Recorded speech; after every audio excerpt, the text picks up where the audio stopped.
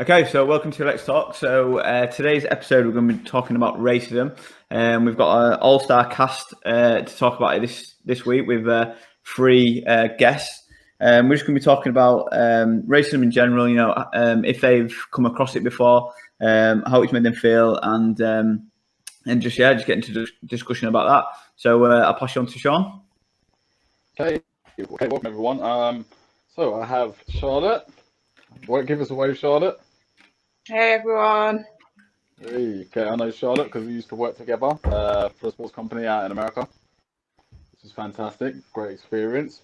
We have Nissi right at the top. Give us a wave. Yes. We won the same university course, the best university ever, Manchester Metropolitan. Rap. And we have Ore at the bottom, shaking his head, Mr. Chelsea. We went to summer camp together as well. So I want to welcome everyone to the show. Cool. So should we kick straight off? So we're going to be talking first about experiences of racism. So should we kick it off with Charlotte? Do you want to go first? Any experiences that you've had? Okay, I'll go with one I had in like a professional sort of environment. So I'd been to a job interview and the interview was going well, all was good. And you know, when you get to the end and they're like, have you got any questions? So I was asking my questions, and then at some point there was like a panel board of 3 people, and one of them was female. She turned around to me, and I had my hair natural like Shaun's. It was like a bit of a fro. It was in a puff though. And she says, do you always wear your hair like that? So I was like, why is my hair relevant to this conversation? She says, no, I just want to know, like, do you always wear your hair like that? So I was like, well, yeah, sometimes I wear my hair like that. What is it an issue? Like, how's my hair and how I wear it relevant to my ability to do this job? So she was like, no, I just wondered whether you'd like smooth it out sometimes, like, and how long that takes. And she tried to play it off like she was just trying to educate herself about black hair. Meanwhile, the 2 other people on the board are looking at her like what's going on? So I just said, how I wear my hair is not relevant to this job role. How I wear my hair is not relevant to you. And I'm not in an environment where I want to discuss that right now.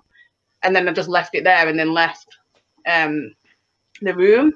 But I just think like that's one of those things, like it's more of a like systemic issue. Like people want you to look a certain way and behave a certain way and have certain characteristics to fit a specific job role. And I think it's on my name because my name's Charlotte. Like it's pretty much a white name. There's not many black Charlottes that you'll know. So they're expecting me to be white. And then I walk in the room and straight away there's a black girl with an afro puff and they're like, whoa, who this? Like so yeah, that's about it. How did that make you feel? Like, so obviously I could tell you had your back up with it. Yeah, it's not a nice comment and stuff, is it? No, of course. Like my initial reaction is just like angry. Like it just gets me mad. I'm like, why is it any of your business? But then on reflection, I'm looking at it and she probably isn't educated on hair, but there's a time and a place for those sort of conversations, and that was not that time and place. And I just moved on. Like I knew from there and then that even if I was given that job offer, I was not going to take that position just because I wouldn't want to put myself in that sort of environment. But yeah, like the first thing is anger, then frustration, and then you've got to just try and like I deal with it by putting it to the back of my head and cracking on. It's not like a massive issue. Like she wasn't purposely trying to upset me, but at the same time, you've got to learn what's right and wrong. What did she do? What did she do after that? So you said that like she made the comment and then she sort of tried to like backtrack, didn't she? Type thing. Yeah. With the comment. What did she contact you after the interview or anything, or did she like? Oh, literally nothing. I think like she expected me to be like more receptive to her comment. I don't think she expected me to challenge her on it. So like when I did, like I said, that's when she started like backtracking and trying to like make it out like she was just interested. And then like I didn't hear nothing about it afterwards. No one commented on it. I didn't contact them, and they didn't contact me about it either. Yeah. Wow. That's tough. So moving on from that experience, has it been hard? Would you say like that's a memory that always sticks with you? So like it's kind of hard to like get over, kind of thing. Would you say? Yeah, like I said, my way of dealing with things is like it happens. I challenge it there and then. I'm not just gonna let it like go over my head. I will challenge it there and then, and regardless of the outcome, I'll put it behind me and move on, because I know that I've done my thing by challenging it and drawing it to their attention that what they've said is not okay. But then for me to actually crack on with life and not be held up by like these microaggressions or little situations that happen, obviously time and time again, I just have to put it behind me. Absolutely. Has it put you off going for other jobs or anything? No, it did the opposite. Like I'm now more like inclined to go for jobs and like wear my hair. Like Shaun's wearing his hair, for example. Like it did the opposite, because I am who I am, and you're not going to change that. So if you don't like it, at least I know what I'm walking into. Yeah, that's good. That's fair enough. Yeah. That's really fair enough. Nissi? Personally, my experiences.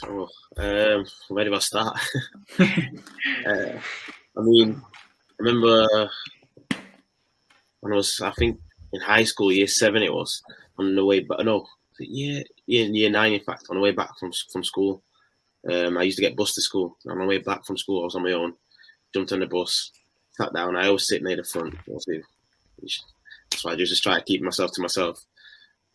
A random guy gets on the bus like 2 stops later, looks at me, and obviously I can't say this word, but he just looks at me and he says, "What are you looking at?" N-word. And I was like, "What?" Wow. Obviously, at that time, I was like, "There's nothing I could." Well, obviously, I could have done something, but I didn't do anything. I just sat there silent, looked back, and I just looked at everyone, and they were like, I'm seeing people on the bus, seeing their faces, and everyone just turned a blind eye towards what he said. Everyone heard it as well. It was one of them. Bus driver heard it. No one did nothing. Bus driver carried on. Everyone carried on. I was like, "Mad, this is what I've got to deal with." And yeah, that's one of the mad moments. Like, you think, whoa.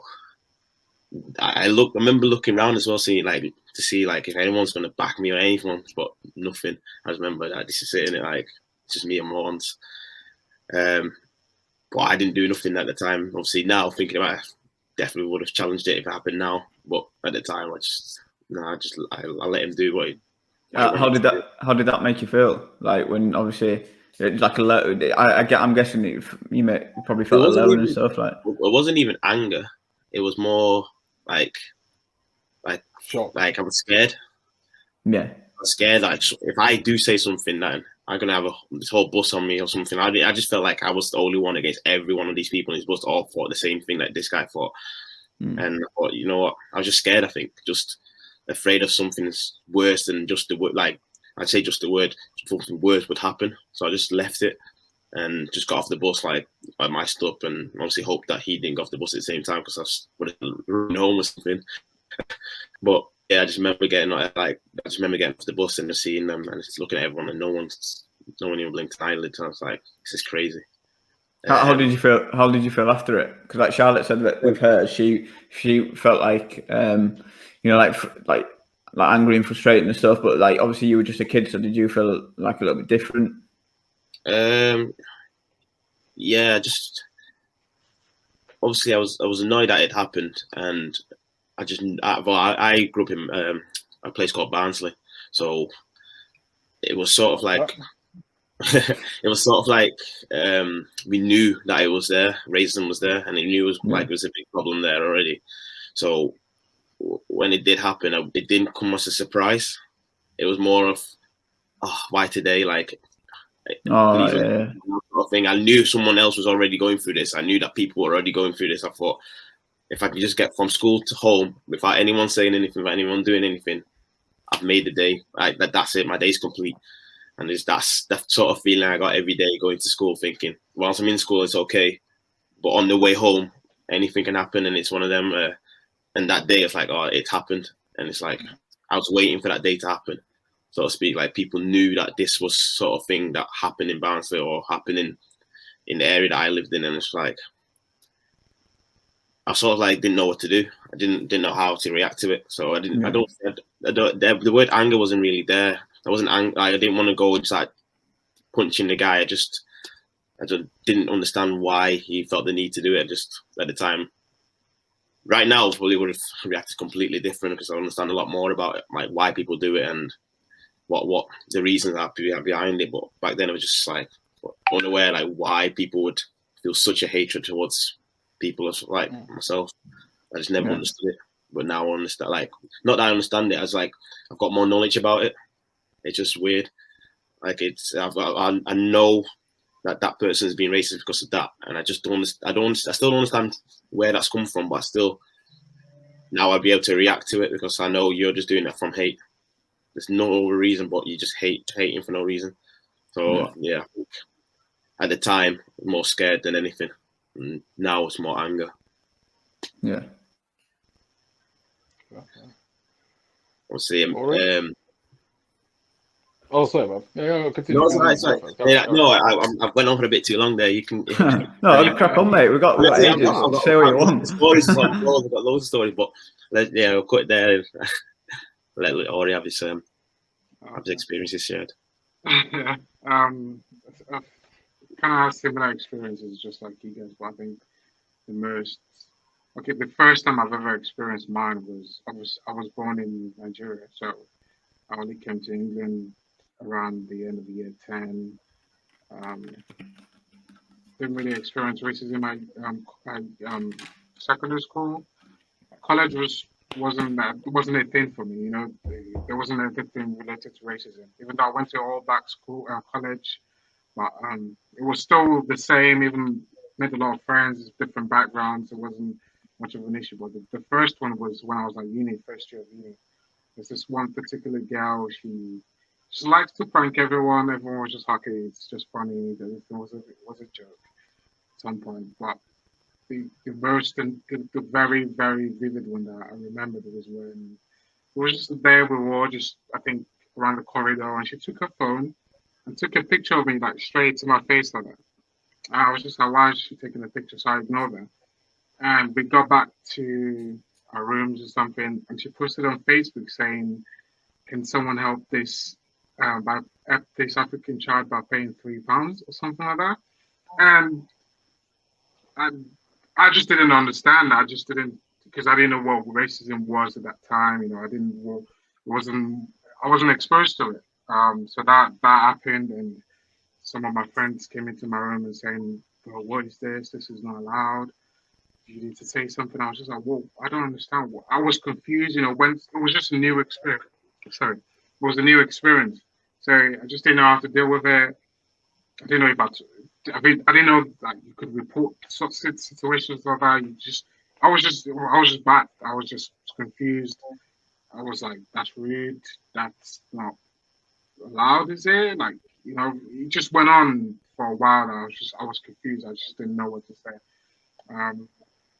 Looking back now, I do tell the story, and I'm thinking, if that had happened and I know what the situation was, I would have dealt with it differently.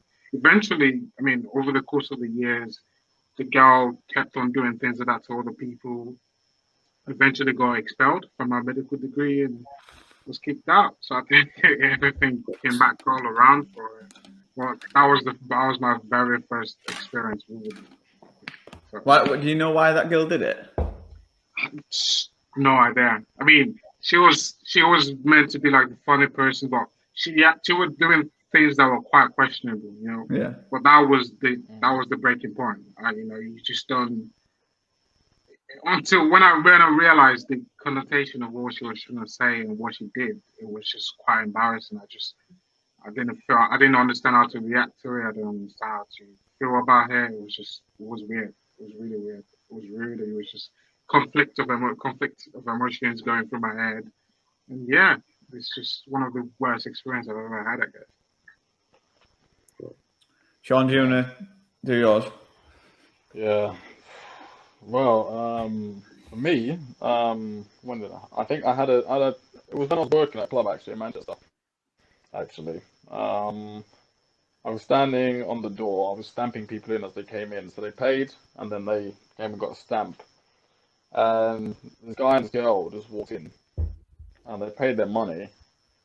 And then the girl, for some reason, decided to say, "What's up, my," and then the N-word to me. And I was just like, "What?" Like, I was furious. I was really, really angry. I was just like, "Don't ever say that again." Like, and then just get out of my face. But I think that obviously it annoyed me what was said to me. But what was annoying me even more was the fact that the guy that's meant to be the boss of the of just the event heard it and stood there laughing. So that's what annoyed me even more.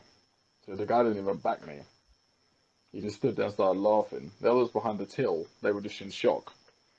So because they didn't expect it, I didn't expect it. Obviously, I'm very angry, but he just stood there laughing. So that just kind of like made me really, really angry, even more. So realistically, I should have just left. I should have done my, just stopped like that and then just left. You know what I mean? But I just kept going. But that annoyed me like the whole night, and it's something that's always annoyed me since. Because I'll never forget that. But it's just I don't know why she did it, and it was just so random. It's not like there was a song being played there and then that even said the N word in. But obviously that's for another day because that's the whole other different topic. But there's just no reason for her to come up and say that. So yeah, that's one experience for me. I'll say about me. So I've not really come across it, to be quite honest. And the reason for that is that where I live is just a small city. So it's very, there's a lot of white people that live there, and so it's not really something that I've come across. So hearing like your stories, I am, really like surprised and stuff. And especially with Nissi's story that he said about, it was just he was waiting for the day for it to happen. That's actually really surprising. So I mean, what I'd like to ask like all of you and stuff is, why do you think this is happening? Why are people being racist? Like Nissi mentioned about, he felt it was like it was the hate towards it and stuff like that. So I'm just, if we get your opinions about that, that'd be good. Ignorance. Yeah. Sorry, go on, Nissi. No, go on, Shaun. I was going to say, I think like Shaun's situation, some people think like they watch TV and they see it happen. And like that sort of thing, when they're like, oh, what up? Like they think that it's cool, and they think that that's the way of relating to a black person without actually considering like what that word actually means and where it comes from. So sometimes Nissy's situation was fully outright racism, and I've experienced that before where people are calling me the N-word to hurt me and upset me. But I think in Shaun's situation, they think that that's them relating to us and trying to like get on side in a friendly manner. So it's not like intentional. But they don't know us like that. I don't know you like that. Luke, you wouldn't approach me and say that. So why is it acceptable?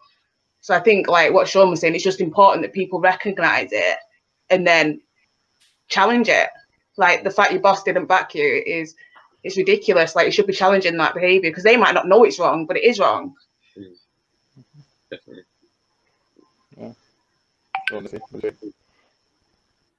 Yeah, it's definitely the ignorance part. And I think just people not being aware of how their actions and inactions affect people.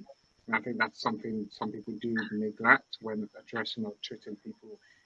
It's not hard to, just when you meet someone new, address them, speak to them in a normal manner. That's when I mean normal, I mean trying to, like you would do with any other person really.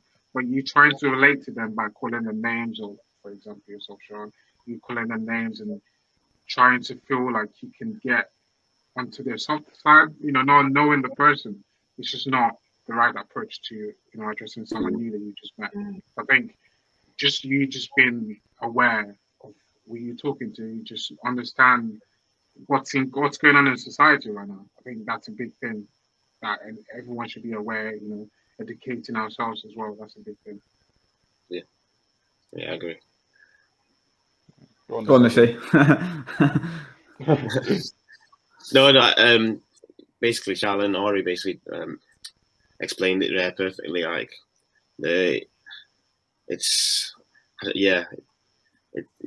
only a racist person can tell you why they're racist. To be fair, and in Shaun's situation, they just need to be educated on the rights and wrongs and what they need to just know from being educated in school, whether it's friends. They need to be told what's right and what's wrong, and these are the things that get left behind for some reason in society at the minute. But once that gets addressed, hopefully we can move on from this. But I don't know how it's going to get addressed, but it needs to be addressed sooner rather than later. Yeah, I'm just going to say, actually, I don't want this to sound controversial or anything, but if you look at, say, for instance, music, okay, I'm just going to say, music, for example, right? If you look at music today, you got a lot of rap music. Obviously, in the 90s, you had a lot of rap music as well, and moving on forward. But if you look at it today, a lot of the N-word, for example, has been commercialized. Despite they say, oh, they might spell it differently or whatever. It's been commercialized, which means a lot more people are even saying it in music, which means that, you know, even in society, even when I was in New York, for example, when I was in like Brooklyn and stuff like that, and Queens, guys would just be saying it to each other. Obviously, black guys would be saying it to each other, but it's very commercialized. So that kind of, you know, I don't know if it gives them confidence or other cultures that they can say it. That's not right, because if you look at maybe other cultures, where do you see where they get their, in my eyes, glorifying a word that should never be glorified? Because if people do the history on the actual word, for example, they know that it's an awful word and it was used against, you know, our ancestors and stuff in slavery and stuff, and it should never be a word that should be glorified. But today in society it is, and that for me is also a big problem. So I'm not, you know, when it comes to education as well, it can't just be, obviously there has to be other cultures that need to be educated in what's happening and that, but some other people in our society, our culture as well, need to be educated to know that they shouldn't be doing that, in my opinion. But that's just me.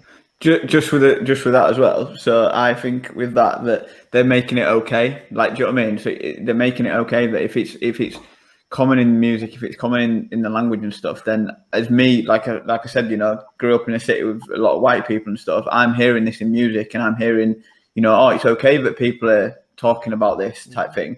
Then I might start using it because I'm looking at it as an outsider, thinking, oh, well, that's what everyone does. Do you know what I mean? Yeah, someone actually asked me like a couple of weeks ago, there was like, so I know it's not okay for me to say it, I'm hearing it in music, but why is it okay for you to say it?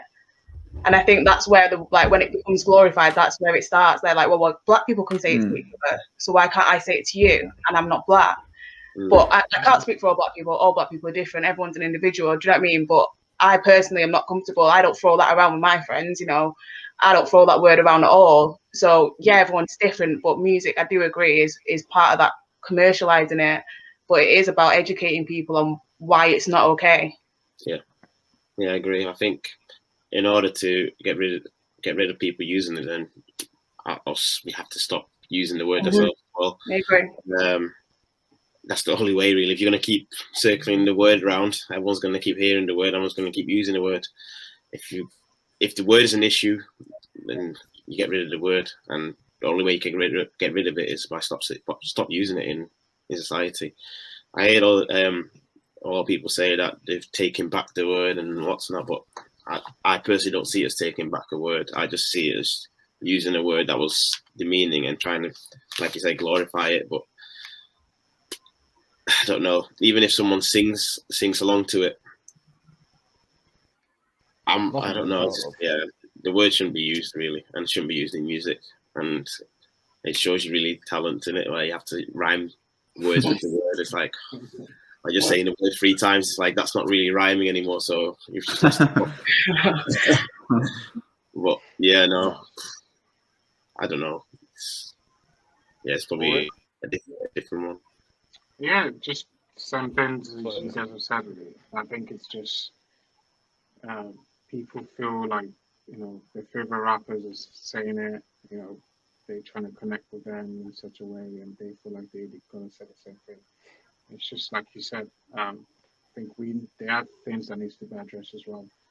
You know, with rappers saying those words, and I think you just, you know, they need to understand the influence they have on other people, and that's a big thing that as people of great platforms, they need to be portraying a better message than that. So yeah, I do agree with all your points, Shaun. That's fair play. Cool. Can I move on to sports? In relation to sports? Well, I was just going to say, because I mean, this is similar to sport, what we're going to go into. But like, have anyone come across it on social media? Like, I mean, has someone come at you on social media? That's what I meant.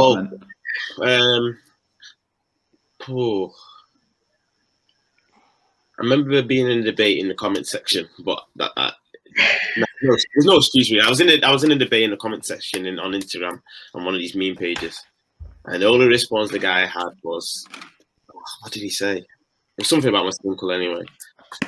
And I was like, Like that's one of the moments I thought, yo, this is crazy. Like the only reply he had was to do with my skin color. I was like, that's crazy. I've even gone to the point where like it's long now to even comment on these posts, because even when you go on these posts, there's someone putting monkey faces or someone doing to all these like black players and all these people on meme pages. There's always something negative, so I don't even bother going into them anymore. It's just long. Same. Yeah. I think last year was a massive hype, obviously with the whole George Floyd and BLM movement. It was everywhere. Like social media was like overtook by all of it. So wherever you looked, there was always going to be people who disagreed. So like you could go on any one person's status or any post, and there would be a lengthy section of comments of people just being just racism. Like it is just racism. Like you said, monkey faces, like just barefaced racism, and they're not even trying to hide it. That's And it. like, I'm not even a big social media user, but it got to the point where I literally like deactivated my accounts. Like I only have Facebook and Snapchat, and I thought lock this off because it's just too much. Like it was everywhere. It was. I think the only time I've experienced that is just the face incident. That was the only time on social media, because I really tried to be on it as much as possible. But it's given a lot of people the platform to try and express themselves without actually being face to face with the person that they're trying to talk to. The guy that said that probably won't come up to your face and say it. I think that's that's escalate things to the point where people just feel like, oh, I'm not gonna. There's no consequences for doing this, so I'm just gonna say this anyway and hurt your feelings. I don't know. People tend to try to, make others feel bad or feel terrible for who they are or not. But it's just life is too short. I guess. I don't understand why people are like that. Mad, isn't it? It is crazy. It's crazy. Obviously, it's deeply rooted than. It's in history. Everyone knows the history of how racism has come into play, and it's deeply rooted in that. And I think education, even in schools, for example, I still think that should be a thing. I mean, it is, but not as much as for them to talk about the bad things as well as the good thing. Yeah. Does anything happen on social media? Sorry, Shaun, you go first. You go first. I was literally just going to say, this is a quick question to put out there to anyone. Do you think that, going back to Charlotte's point about how on social media, how people are saying certain things and stuff like that and exposing themselves, do you think that maybe it's a good thing that maybe these people are exposing themselves? Because at the end of the day, if these people are exposing themselves to who they really are, the chances are that, obviously people just delete them. Like if you didn't know, you didn't know. But the fact that these people are coming out and exposing themselves, maybe that's actually a good thing. So we should know who these people are. Because a lot of people actually come out actually losing their jobs.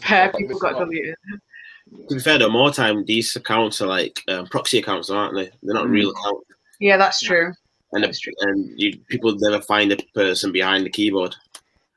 That's the problem. Like loads of these accounts, you go onto the profiles, like no profile picture, following two people. It's like you're never gonna find them. Yeah, but it's true. Making accounts, but yeah. I just people that sorry, go on.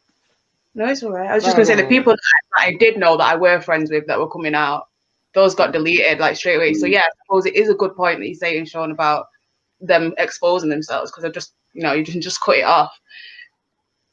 Is it better though to, I don't know, they get deleted but then they're still in society, aren't they? With their racist ways. This is the issue I had though, because there's only so many people you can challenge without it becoming detrimental to your own well-being. You have one argument or conversation with one person, and then you're going over it again and again and again, and each time it's triggering every single time you have that conversation. Yeah. And we're only individuals, we can't speak for a whole race. So yeah, in the end, I just ended up cutting people off. Best way, to be fair. Yeah. So does anything happen to these people that are doing this on social media? So they're putting these, like, for example, they put the monkey faces on, they're putting these horrible things on. Does anything happen, or are they just allowed to do it?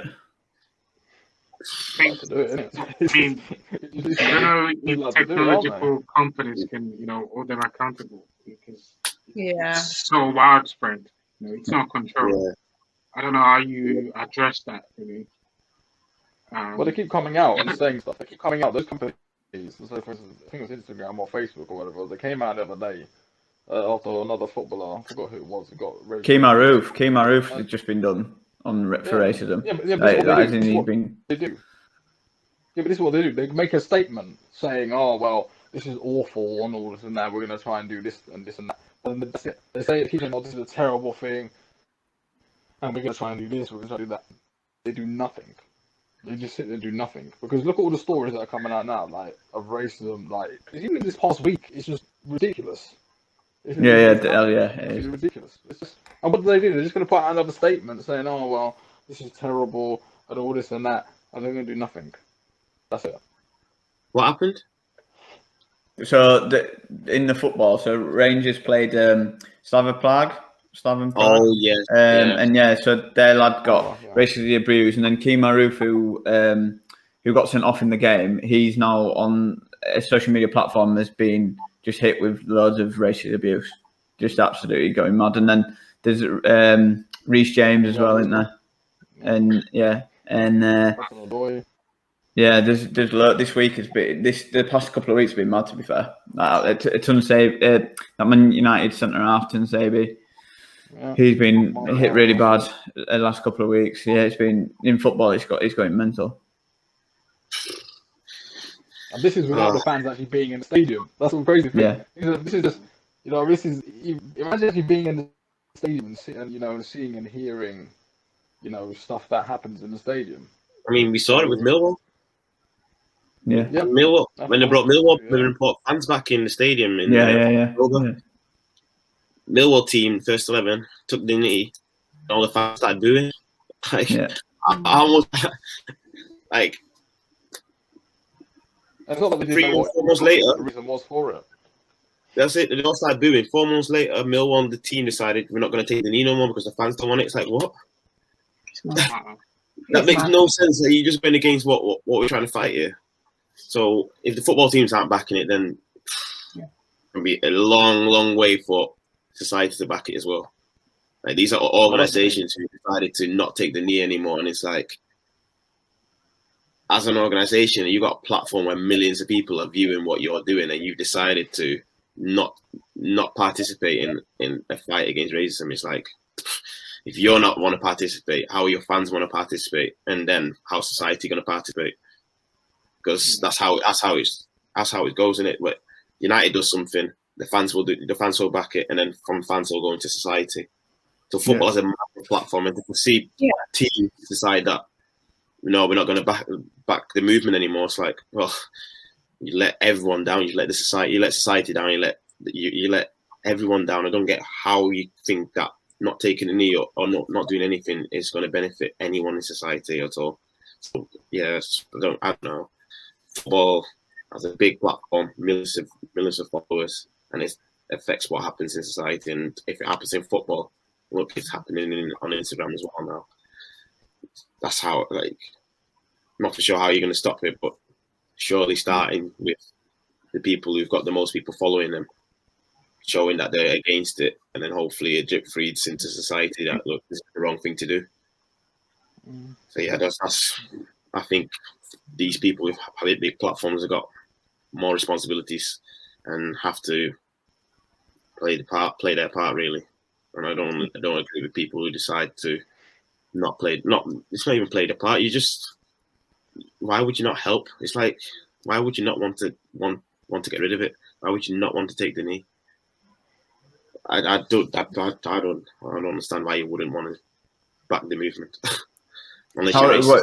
While we're on the subject, because we said about Wilfried Zaha, how do you feel about Wilfried Zaha not taking the knee? I'll let you guys go first on that one. I'm so conflicted because I understand why he was doing it. Like, he's doing it to say more needs to be done. Because I did have this conversation the other week. Like, it's okay taking the knee every single game, but how long are we going to do that for? Number one, and number two, what else is taking the knee doing? I know it's showing solidarity, but we already know that now. We already know that people are on board with the movement. What else is happening, like, behind the scenes other than people taking a knee? So I suppose the point he's trying to show is, what else are we doing? But at the same time, I don't know. I just think it was a bold move. Like, To me, that doesn't make sense. Like, you can't stop a movement and then have no plan B. You can't then ask, what are we doing differently if you're not willing to propose a movement? If everyone is doing this and people saying, how long can you keep doing? You're doing it until it's finished, until it's done, until there's no more racism. You continue taking that knee until racism has been eradicated. You can't just say, oh, it's not nothing. Let's allow it. We'll move on from this. Like, what? That's the way I felt. Well, Wilfred has done. He's just gone about it and thought, you know what? It's not going nowhere. Allow it. Won the movement. Yeah. If he came and said, I'm going to be doing A, B, C, D. Yeah. Eradicate racism rather than take the knee, I'd be like, yeah, well done. I'll applaud him. But what he did was, I'm not going to take the knee because there's nothing happening. I've never heard anyone from the past eradicate anything to do with racism like that. Martin Luther King, all the greats have never said, you know what, allow it. They've all just carried on what they felt was the right thing to do. Remember, at the time, it was the right thing to do. Just they did carry on, and it did make an impact. For him to say, you know what, it's not really working. Let's just do nothing. I don't know. I can't back that. Do you think? Yeah, but do you think he's also done that because he's like, well, since that time we all started this, and I'm just you also think since that time as well, he is still getting this online racist abuse. So the fact that he knows that nothing's being done, he's like, he's probably given up. I think mentally, that must have a big effect. I'm not trying to give an excuse for him, but in his shoes as well, maybe mentally, that might also be a big effect. The fact that he knows online, he still consistently keep getting the abuse. So what is he supposed to do? I'm not saying, my twist to that is that the campaign that's been running for 15, 20 years now is the Say No to Racism campaign in Europe. Everyone's seen that when Champions League's on, Say No to Racism. So because there's still racism in football, you're going to remove them signs because it's not working. That doesn't make sense. You can't say because that sign clearly is working because people pay attention to it. Say No to Racism, people are aware of it. If you're saying that sign doesn't work, then remove that sign. That's what he did. Don't just put another Nike badge there. The sign says equal game, Say No to Racism, all that. They take photos at the start of the game saying, Say No to Racism, photos with a poster behind them. Every game, 15 years straight. You're telling them, you know what, after the year of racism still continue after that, we need to allow that. No posters, just have Nike and Adidas in the background, that's it. If there's a problem, you're going to have to make people aware there's a problem. And like I said, with the mental thing as well, it's like, mentally, I understand it's draining having to see racism, but people in society are drained by it as well. Doesn't mean we have to. Well, just because he's got the biggest platform going, right? He's got millions of people seeing what he does, and if he's got racist people now backing him, so look, even a. And that's the end of Nissi. I get what he was saying though, because he was saying like other people perceive that in a different way to what I perceived it. I perceived it, like I said, as him saying, you know what, more needs to be done. But if he's now done that, he's going to have racist people backing him saying, look, well, he's had enough for taking the knee. That's not important anymore, and it's forgotten about. I do get that. I've not considered that point before. So yeah, you will get people that are thinking, well, he's black and he's not doing it no more. So forget it. I think I agree with your point. I think you needed to provide an alternative, make action points, bring something out that could continue the actions that we're trying to portray to other people, trying to get rid of racism. He's just decided to not take a knee anymore.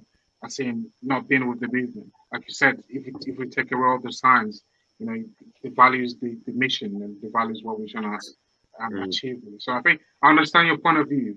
I think he's right in some ways for saying we need more action. I agree with that definitely. Yeah, but you do that whilst taking the knee. Yeah, exactly. If he is, exactly. Done that. You do that whilst taking the knee. You don't say nothing's happening. I want more to happen, so by that I'm going to stop taking the knee. That's like definitely. I don't know. Well, if everyone did what he did right now, we would stop. But he's in his mind, racism would stop. Really? if everyone did what he did and then no one takes the knee no more, that's racism done. Like what? No one thought that by taking the knee is gonna eradicate racism. Everyone knew that's not the way to eradicate racism. But it's people that racism is an issue. If you stand up, and to me, you acknowledge the fact that there's no more racism anymore. That's the time I'm allowed to stand up now, when racism has been eradicated. For him to stand up before that time's come, to me, is ignorance. I don't know, but that's it's true. It's like a foundation level, isn't it? You can't stack a wall, Exactly. expecting it to go on further and then start taking it from the bottom, because it's just going to. Bear in mind, they've not even done this for a year yet, and he's expecting so much. This happened less tn a year ago. He's been taking the knee for less than a year, and he's very tired of it. A season hasn't even passed yet, and he's expecting miracles to happen. Like, don't get me wrong, I wanted to eradicate tomorrow as well, but I know it's not going to happen. Realistically, I know it's not going to happen, so I don't know. That situation was a tricky one. I've heard a lot of people's views and a lot of people's points. I just still can't understand why someone wouldn't want to back the movement. I'd love to hear someone else's opinion, like to back Wilfred Zaha and what he did, but I can't understand where any good can come from that. Not taking it. I think from that. So when I first saw him do it, I got the opinion that he did it because he felt that it lost the meaning type thing. That it was just something. It felt like it was just something that everyone just does that now. Whereas it actually, when it first started, it actually had a meaning, and I think that's where I can see where he's maybe done it and thought it's lost its meaning, and I'm standing up to that, saying I want this meaning back type thing. But after hearing your point, I actually completely agree with you the way you said, that you continue backing the movement and you continue, like building the bricks type thing to back the movement, because it's not just going to go like that. So I think I can see why he did it, and I think he's maybe trying to do it in his own way of getting that meaning back, that this should actually mean something, where at the moment people are just dropping the knee and it's not meaning something. And I completely get your point where you're saying, but you don't quit a movement, you carry it on. Do you know what I mean? You do something else. Do you know what I mean? To do that, you don't just say, "Oh, I'm not doing that anymore." You say, "Oh no, I'm going to do something else." Yeah, a lot of tradition lose their meanings, but people always understand why they started. Yeah. When in 10 years' time, and at the start of every game, people take the knee, and in 10 years' time, a little kid asks, "Why are they taking the knee?" Because this movement started in 2020, where football and society were tired of racism. Yeah. And you can't tell me that Wilfred Zaha in 2020 decided he didn't want to back this movement. What? I don't know. This, to me, was the start of a movement of showing like everyone's together, everyone wanting the same goal. And then you see a couple of people decided that they don't want that goal no more. And then it's a bit disappointing, really. And they say they want to do other things, and then other things, and I'm trying to read through the lines, like, what does other things mean? Yeah. And to me, other things just means silence. Silence is the best policy. I don't know. If you come to me with a different way to eradicate racism, I'll always back it. I'll always back it, because I've been through it, and I know that it's painful to go through that. I don't want anyone else to go through that. So if you can find something that eradicates it or that gets rid of it, I'll back it. But I'd never say, no, I'm not going to back that because it's lost its meaning. Because the stuff that people do from the Olympics when it was the black fist, people still do that now. It's never lost its meaning. It will never lose its meaning. It will never lose its meaning. It's maybe not as powerful now as it was back then, but it will never lose its meaning. Taking a knee is not as powerful as it was the first week, but it was never going to be. That was the most powerful moment ever, when everyone did it. The first day would be the most powerful, but you don't just stand up the next day, and because it's not gone away, you continue that movement. Yeah, that's just my take on that. Do you think anything's changed? So since like the football has been taken in and stuff, has anything changed for you, like you guys and stuff? Has it like helped, or is it still the same as before? Or it's not helped. No, personally, for me, it's not helped. I've not seen much happen in football, so I wouldn't say it's taking it backwards, like people were saying, like, oh, we see more racism now. That's not true. It's not because of the need we see more racism happen. No, that's not true. There was fans in the stadiums always doing these signs, but the only ones that get caught are the ones that get caught on camera, on the TV. There's people in the stands that behind the cameras that are still doing monkey signs, are still doing racist chants, and we knew that when they went to Russia and all these places.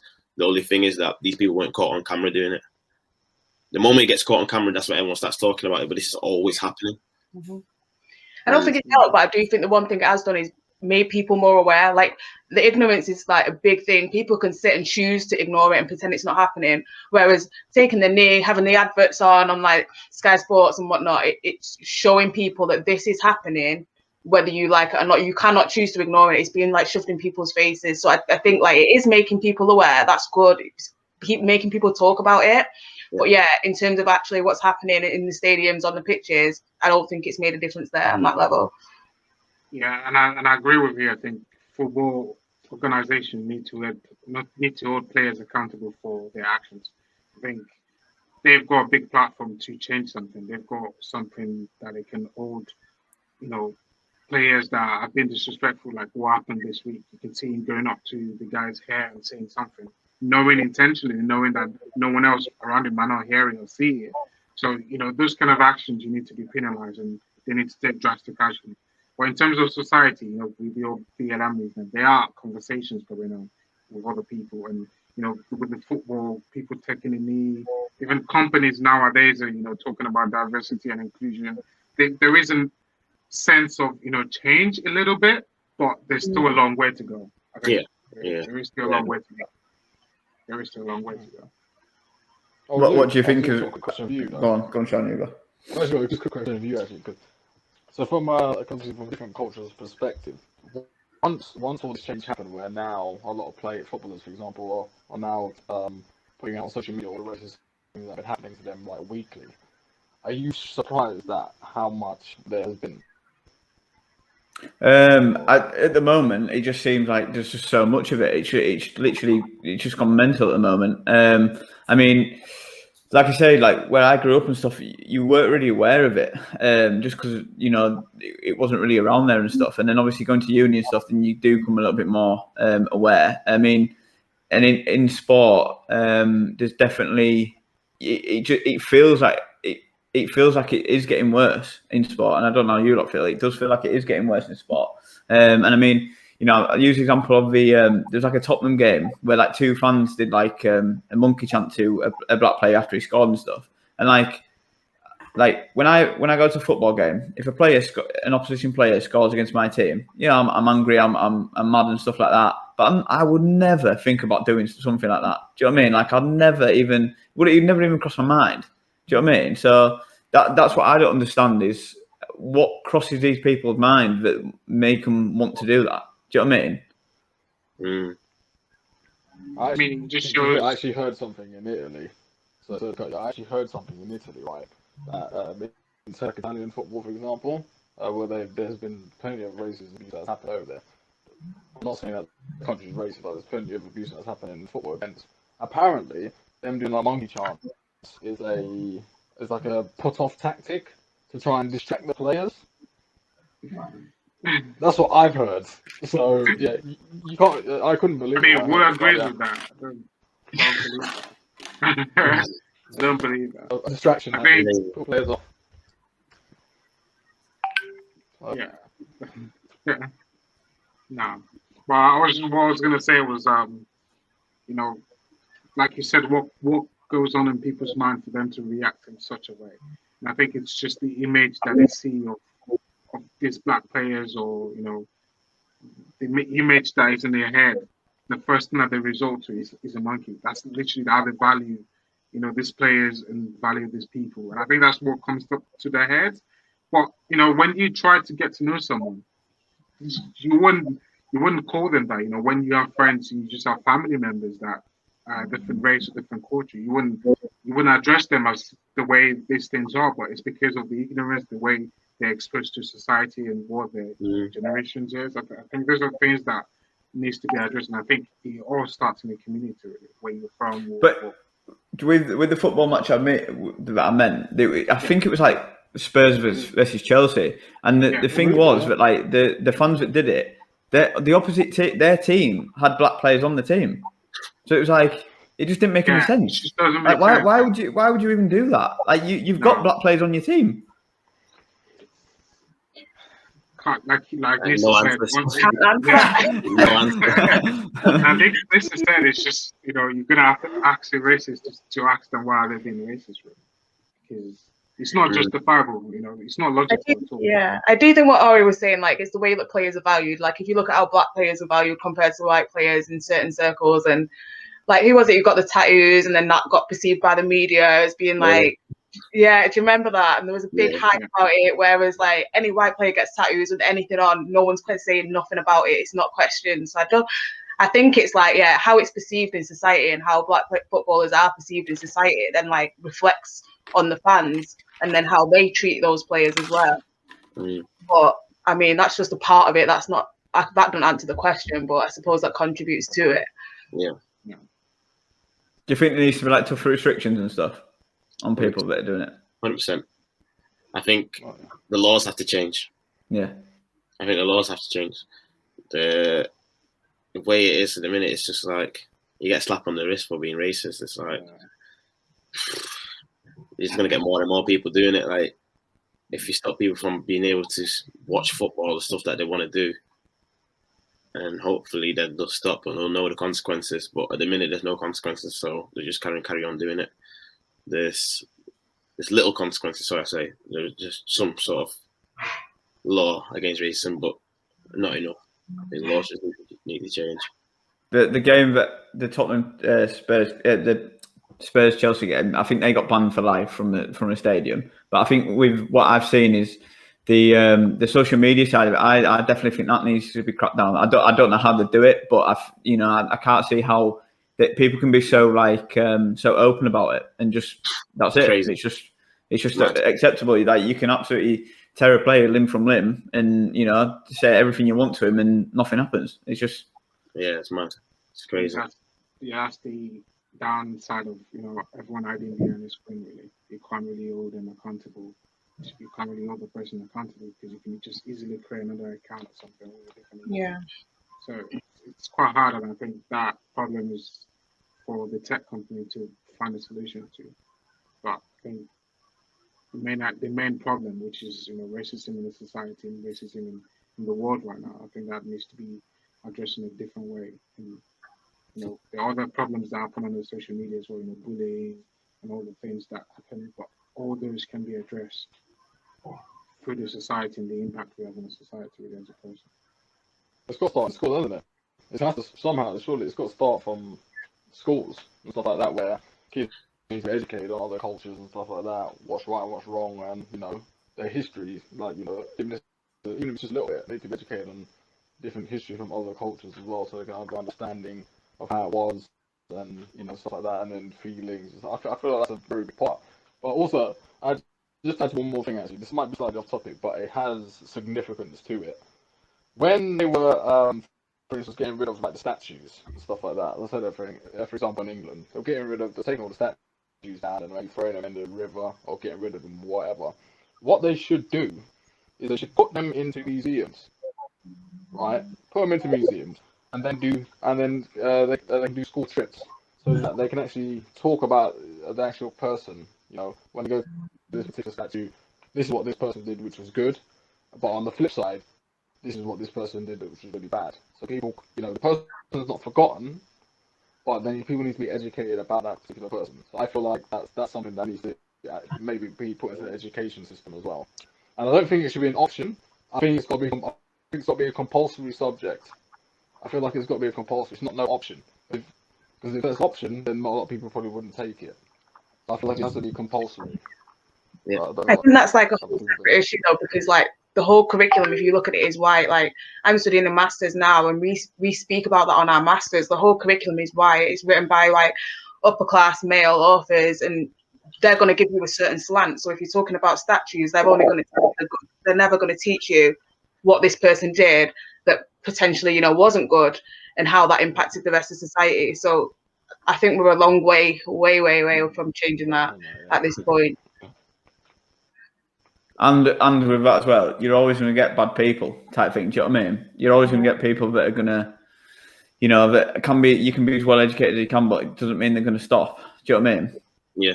Which is it's horrible. Do you know what I mean? But that's just unfortunately the world we live in type thing. Mm.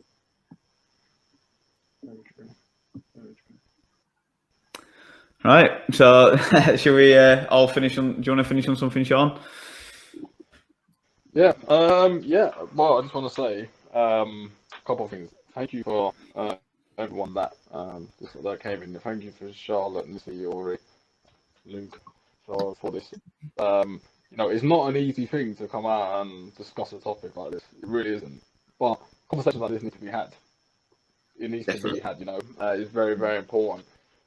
And people need to understand and recognise, the hurt and pain of how people feel, and why it's wrong, for what's happening. And I just hope that people have more conversations just so they can be aware of what's happening, and they can, if they see a situation, can step in as well, and stuff like that. But I just want to thank you all for taking the time to come out and tell us your stories, because that is a very tough thing to do. I hope that nobody ever has to experience what you've all had to go through. So thank you very much for that. Does anybody else want to finish on anything? I've been quiet. So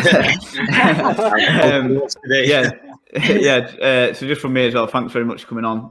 We do really appreciate it, and to be honest, it's really opened my eyes. Because obviously I've said it before. I came from a little city and stuff, and didn't really know much of it. So all your stories that you shared and stuff have really opened my eyes, and it's been really interesting to find out about this and stuff like that. Everyone who's watching, thanks for watching. Please like and subscribe and click that notification button. Follow our Facebook and Instagram page, and let us down in the comments if you want to ask any questions or anything like that. But thanks again. Follow me as well, guys. This _Untitled.